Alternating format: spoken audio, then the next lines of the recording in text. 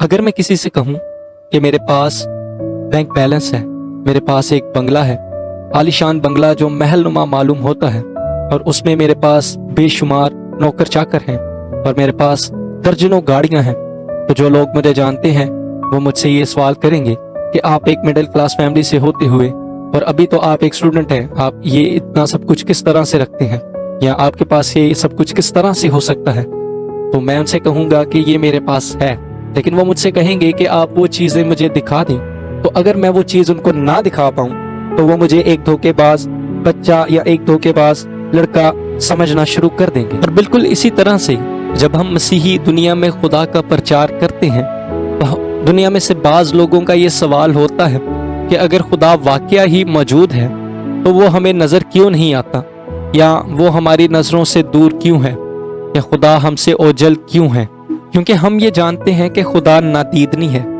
ये नहीं हो सकता कि हम एक छोटी सी दुआ करें या चुटकी बजाएं और फिलफौर खुदा बजाते खुद जाहिर होकर अपने वजूद से मुतल्लिका हर सवाल का सबूत पेश कर दे। सच तो ये है कि कुछ लोग फिर भी उस पर ईमान लाने पर माइल नहीं होंगे। बाइबल मुकद्दस फरमाती है कि खुदा रूह है और जरूर है कि उसके परस्तार रूह और सच्चाई से उसकी प्रस्तिश करें, और रूह होने के सबब से खुदा हमें नजर नहीं आता। खुदा हमारी नजरों से ओझल है। खुदा के वजूद का आलम हम इंसानों से बिल्कुल मुख्तलिफ है, इसलिए मुमकिन नहीं कि हम उसकी महीब कुदरत और ताकत को इंसानी आंखों से देख सकें। उसने मूसा को बता दिया था कि तू मेरा चेहरा नहीं देख सकता, क्योंकि इंसान मुझे देखकर जिंदा नहीं रहेगा।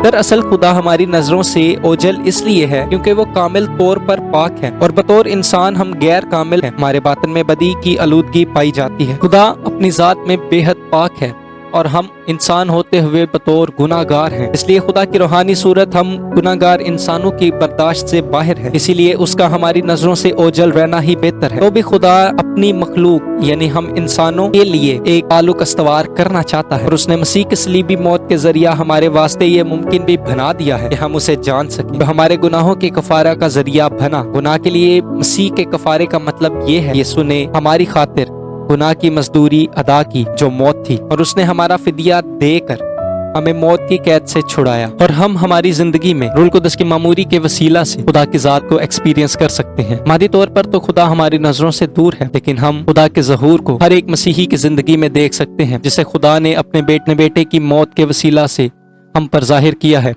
यानी जो छुड़ा लिए गए हैं उनकी जिंदगी में हम खुदा को देख सकते हैं। खुदा यकीनन अपनी ज़ाते अक़दस को इस मसीह की शख्सियत और ज़मीनी जिंदगी में हम पर जाहिर करता है। अगरचे खुदा मादी दुनिया के एतबार से हमसे पोशीदा है, मगर उसने अपनी ज़ात को एक हकीकी अंदाज में हम पर जाहिर भी किया है। उसने बनी इसराइल से ये कह दिया था, तुम मुझे ढूंढोगे और पाओगे जब पूरे दिल से मेरे तालिब होगे, और मैं तुमको मिल जाऊंगा। और फिर नया नामा में यीशु ने फरमाया, ढूंढो तो पाओगे। एक पोशीदा खजाने की तरह खुदा चाहता है कि हम उन तमाम तर फजाइल को ढूंढें तो दरियाफ्त करें, तो खुदा के साथ ताल्लुक कायम करने के वसीला से हमें हासिल होते हैं। खुदा की जात का पोशीदा होना तो मनफी बात नहीं है। उस पोशीदगी में हमारे लिए एक भेद पाया जाता है, और ये भेद हमारे अंदर खुदा की मार्फत के पोशीदा खजानों को तलाश करने की जुस्तजू को जला बख्शता है।